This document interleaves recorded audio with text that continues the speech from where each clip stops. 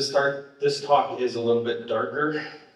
It's a lot darker than probably any of the talks you've seen at Nomad Fest through any of the years. I was asked by a few people last year that I spoke to externally from Nomad Fest that they didn't think they would be at Nomad Fest that year because of their plans to end their lives. They asked me to share my story to try and help others. And I know there's a few of you in the room, even this year, have talked to me about some of the struggles that you've had. And I want to thank you for being strong enough to do that. And with that, I will move on here. So this picture you see right here, Malaysia.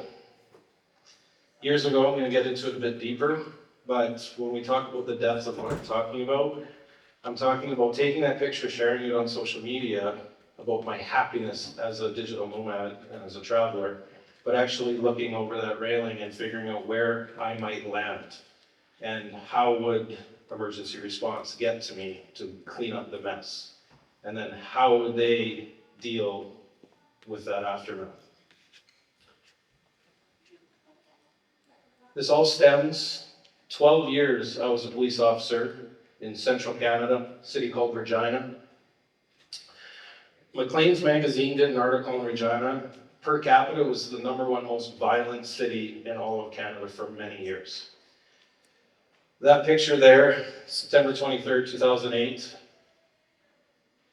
Spoiler alert, it was absolutely fine. Everything turned out safe. But in that moment, somebody took a picture of me running into that school, my gun out at the ready to put a bullet in a child that was threatening others with a gun. We're trained as officers to stop the threat. When they ask, how many bullets did you shoot? I don't know. I don't count. 1, 2, 3, 7, 12. You shoot till you stop the threat. I left policing in September 2013. And it was shortly after that PTSD really started kicking in for me. Nightmares started. I have slept 1,000 times and had nightmares 1,000 times about all the different ways that day could have gone. And internally, it wasn't about stopping the threat.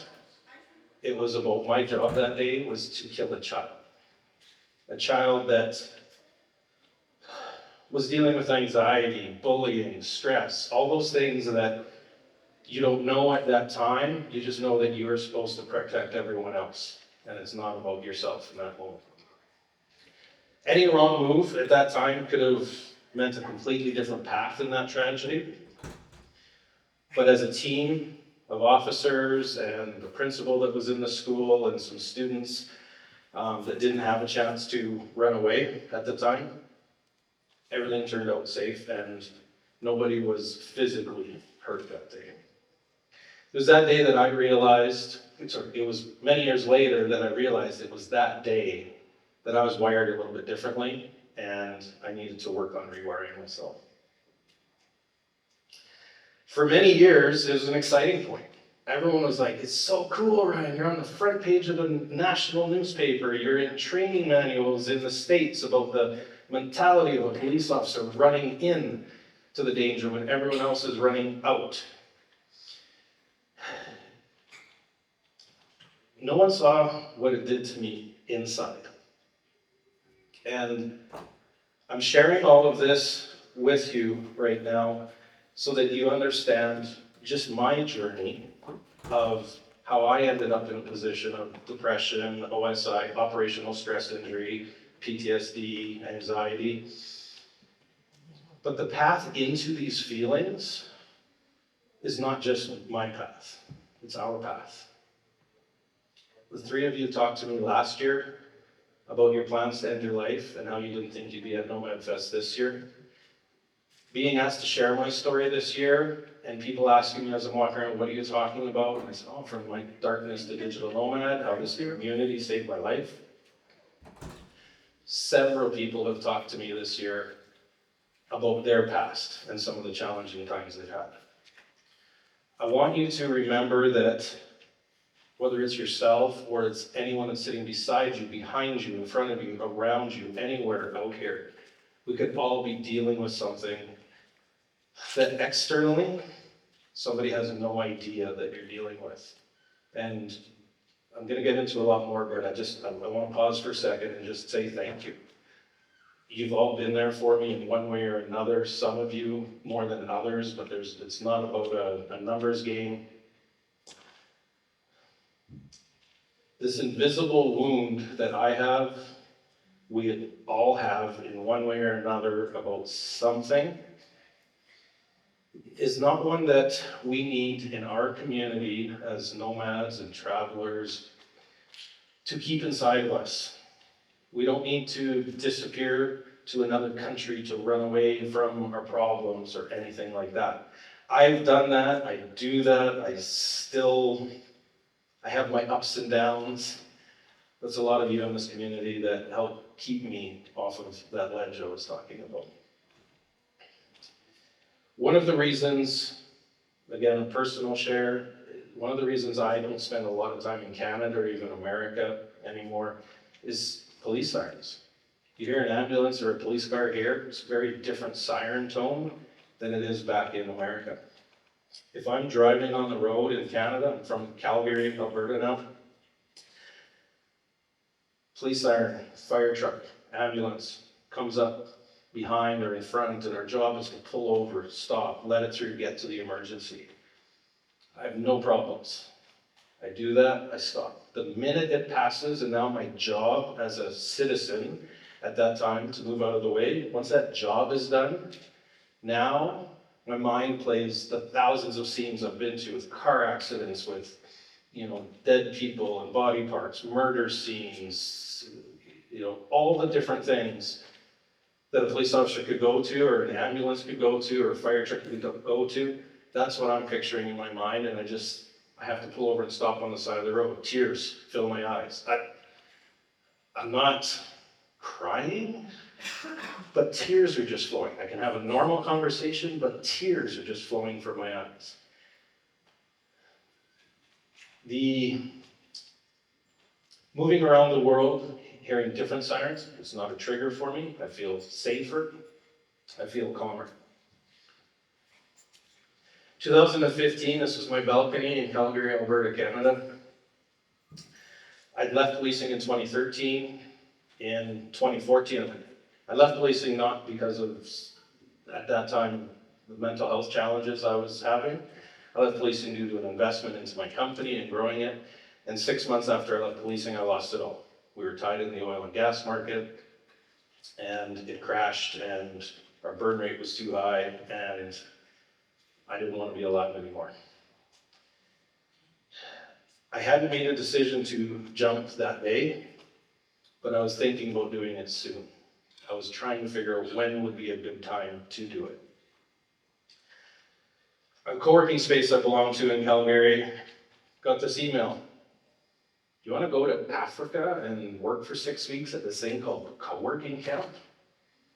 What the hell's co-working camp? What is this digital nomad thing? No idea. I was like, you know what? I'm not going to kill myself today. I'm going to go to co-working camp. I'm going to run away from my problems. At that time, it was what helped me, and it's what saved me. These two men, Uwe and Matthias, we all know the kings of Bansko, piling up pyramids of beer. Who can drink the beer fastest? This is not the way you should go and solve your problems. But at the moment, for what was going on in my life, yeah, it worked. I started up a new company, App Guys, focused on mobile app building. Now at SaaS Headquarters, we do a lot more. Leaving Canada, not dealing with it so much there, constantly healing, realizing the nomad community that I ran away from my problems first, wasn't just about the beaches and everything like that. We've all heard that. It was actually about a new family. A lot of the police officers that I was lifelong friends with in the agency, all of a sudden, as much as we're still friends, cannot talk to me about some things anymore. It's not allowed. So I felt I'd lost the community of people I could talk to, and I didn't know that I could find another one.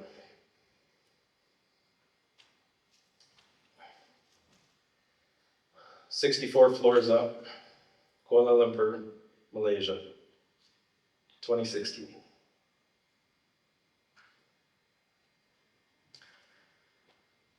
I got a message from this man. When can I see you for beers?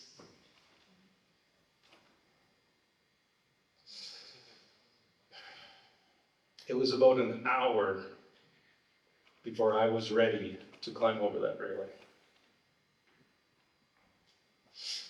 He had no idea until years later when I told him how Uva saved my life that day. Anything any of us are dealing with, we are a global community of friends and family. If you feel that you don't have someone in the Bansko Nomad Fest community, in the digital nomad community, in any of these communities that we are part of, my contact stuff's on the end, call them. I'll make sure that I will do the best I can to be there for you, and I'll also make sure that we do the best to get you in front of someone professional if you're open to that as well.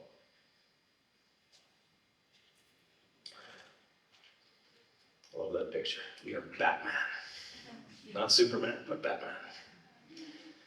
That day for beers with Uva, I shared a little about my stress, my anxiety, different things. Not exactly all the details, but he was there, he listened. And all of a sudden I knew I had someone I could reach out to. Like I mentioned, 3 nomads last year shared with me. This year, there's so many people that have shared about different challenges and said to me, thank you for going up and sharing your story. I hope I can have the strength to do that one day. Like, you do have the strength. You sat there across the table from me or during a walk with me and told me about something that happened to you that scares you about being in large groups, or something that happened to you that you can't even describe, but you just wanted someone to hold space for you. This picture with these filing cabinets.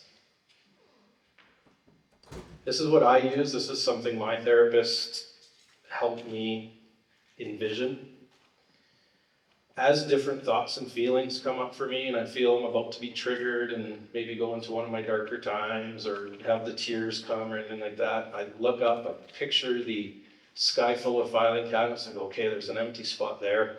There's not an empty spot. In my head, I've ordered another one on Amazon. It arrived next day. It's all up there. I put that thought away. It's going to heal. I'm going to pull it out at different times when I'm in the right state and mindset to work on it. But every one of those drawers, memories, emotions, stories. Some of those stories will stay locked away forever. That's okay. It's okay that they're still with me. They don't have to be what I visualized in front of my face. They can be in a locked drawer.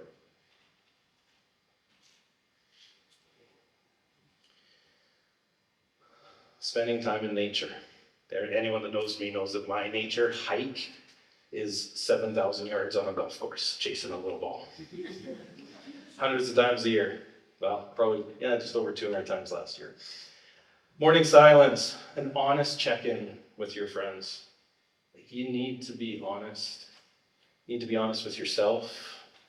And if you can be honest with yourself and just talk to yourself while sitting with someone that's holding that space for you, it's worked for me and I hope it can work for you. Anything that aligns with you versus achievement, for me, again, massive, massive help to the journey that brought me to my happier place. So a lot of things I've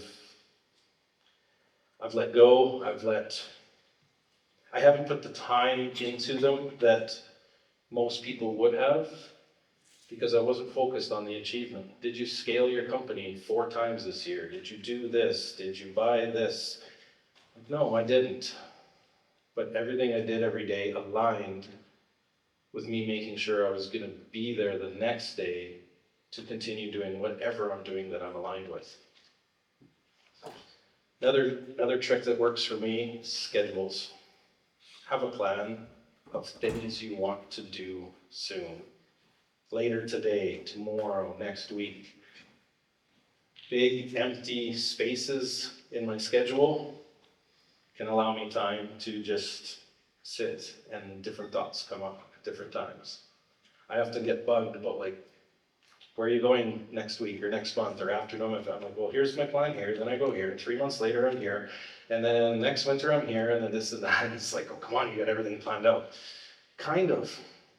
For me, I need that plan because I want to keep looking forward to it. I have a plan to be here again next year at Bansko Nomad Fest and hopefully see all of you and more again next year. My new mission, I can't do any talks without sharing a photo of my nephew. He's now 17 years old and he hates it when he sees this picture. But as I mentioned, if there's anyone that you feel you need to talk to, I am doing the best I can to keep myself off the edge again. If you need someone to help yourself stay off an edge, or any other way, this is the fact that you're all here listening to my story. Know that if it's not yourself, there's people in your community that can use somebody to talk to. Sharing my story has been a great factor in my health, my mental health, my better choices in many things in life. I hope that you all believe me when I say you have the strength to share too. And it doesn't mean you have to turn to the person you don't know and share or anything like that. It just means you just need to share with yourself. If you can be honest with yourself, for me, when I became more honest with myself, it changed the game for me. A lot of you that have known me and don't know my talk or don't know the specifics of it, when I share a little bit about that, they're like, wow, you're always so happy, you're always doing that. I had no idea. None of us have the idea of what's happening inside of everybody else. You matter here. Obviously, come on. There's so many of us that we meet at coffee shops, we go to spa days, everything like that. And it doesn't matter who these people are. The minute you show up in Bansko and many of these other communities, you know somebody from the community, you instantly have community connection, you have new friends. We need you, I need you to stay. As hard as it might be for you, I want you to know that I always want you to be around.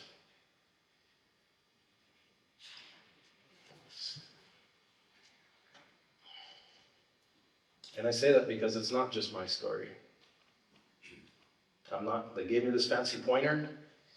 They told me I'm not allowed to point it in this direction because I know a lot of you. And I know that this is not just my story. I want to thank you. I want to thank everyone, but I want to thank those of you that have taken the time to pull me aside privately in the last few days. Everyone's been arriving, and share your story with me. And I'll never call any of you out, but I also know that you're surrounded by hundreds of people just here within a kilometer or two that would be okay hearing your story as well. And a lot of them may have a story that you'd be surprised to hear. If you've made it past a lot of the feelings, if you've gone through similar challenges of OSI, PTSD, depression, anxiety, and the list goes on, and whether you think you have a word that fits on a list or doesn't fit on a list or anything like that, if there's anything that you're going through or have gone through and you feel you're in a better place, think about the things that you did or others did for you that helped you get there. And if you have the capacity, hold that space for someone else.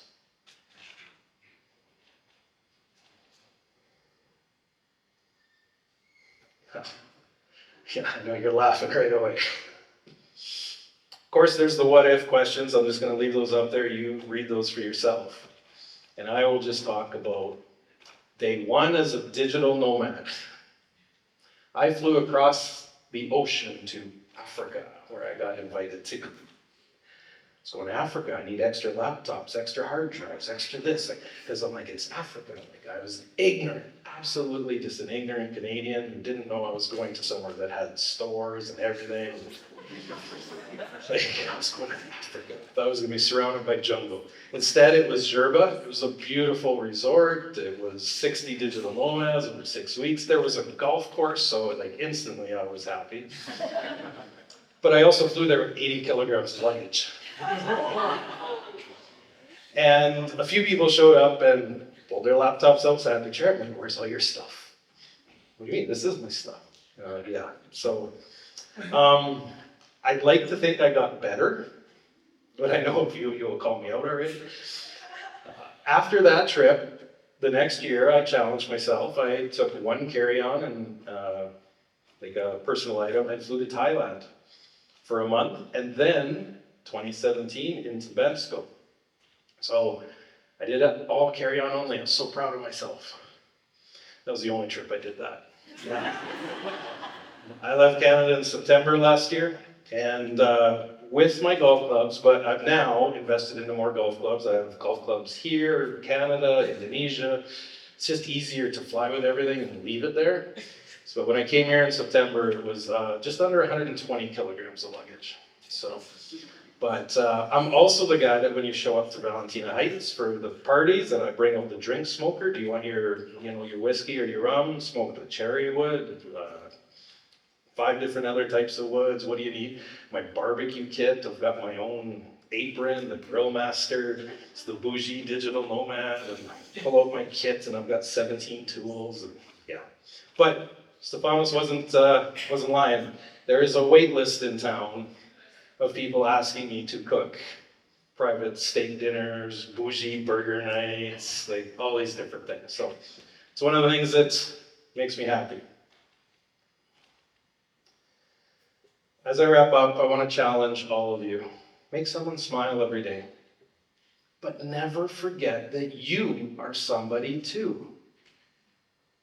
I do that myself all the time. I say my happiness comes from making you happy. And it does. But sometimes you have to remember to focus on yourself. Be true to yourself. Thank you.